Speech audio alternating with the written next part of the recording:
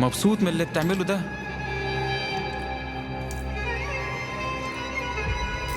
اللي زيك عمره ما هيورد على سما. انت ظالم وخاين. ده هيعرف منين يحس بالناس؟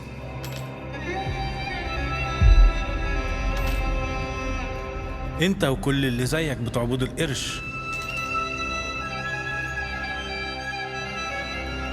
تعبت من الناس ومن وصمهم ليا. كان نفسي في حد يقبلني ويعرفني طريق تاني.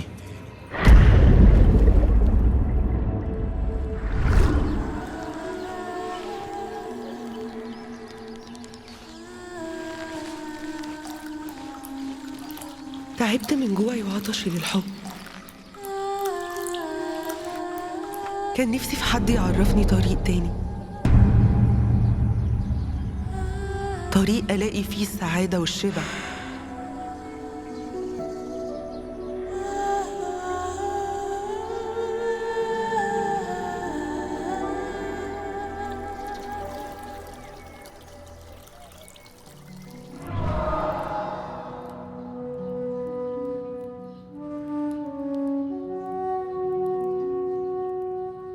عرفت الحق وما لقيتش الحياة.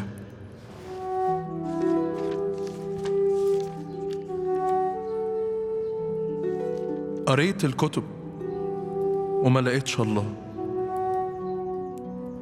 كان نفسي في حد يجاوبني على أسئلتي.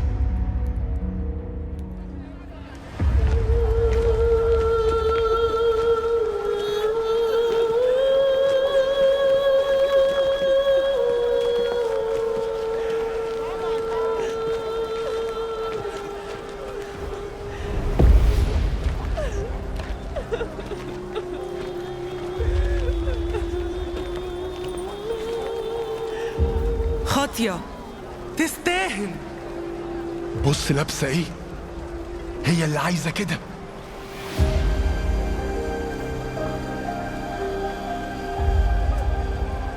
علشان ننظف الأرض من نجاستها.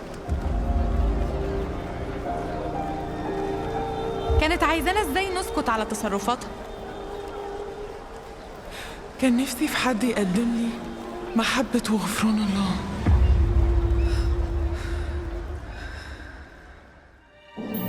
دي كانت هتبقى نهاية قصة السامرية ونثنائيل واللي أمسكت في ذات الفعل ومتى. لكن الخبر السار إن يسوع اتولد، اتقابل معاهم وغير حياتهم للأبد وجاوب أسئلتهم.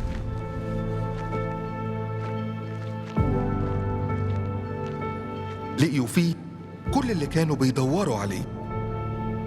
غير حياتهم لأنه أعلن ليهم عن محبته وقبوله وخلاصه، زي ما عمل معاك بالظبط.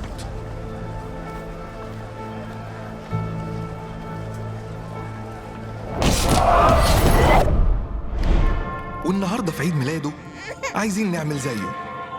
عايزين نمد إيدينا لكل واحد بيدور عليه، لكل واحد محتاجه. لسه في ناس كتير مستنيين يتقابلوا مع يسوع، مستنيين يسمعوا عنه، وده دورك.